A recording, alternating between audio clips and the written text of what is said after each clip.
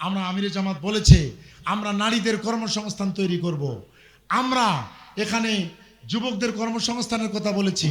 আমরা শিক্ষার্থীরা যেন বিদেশে পড়াশোনা করতে পারে তাদের জন্য একটা একাডেমিক কাউন্সিল তৈরি করার প্রচেষ্টা রয়েছে। গরিব মেধাবী শিক্ষার্থীরা যেন পড়াশোনা করতে পারে তাদের জন্য বিনা সুদে ঋণ এর ব্যবস্থা করার চেষ্টা করা হবে। আমাদের যুবক ভাইয়েরা যারা গ্রাজুয়েশন করা তাদের কর্মসংস্থান তৈরি করার জন্য যতদিন হয় নাই তাদেরকে 10,000 টাকা ঋণ বিনা সুদে দেওয়া হবে ইনশাআল্লাহ।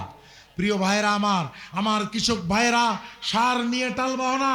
আমি যেখানেই যাই সেখানেই বলে ভাই সারের কি হবে। আমি বলি সার খেকোরা আগামী দিনে ক্ষমতায় আসতে পারবে না। আমরা 91 দেখেছি সারের জন্য মানুষ মরতে, দেখছি কিনা?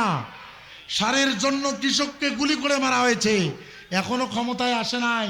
সার লাইন দিয়ে নেওয়া লাগে।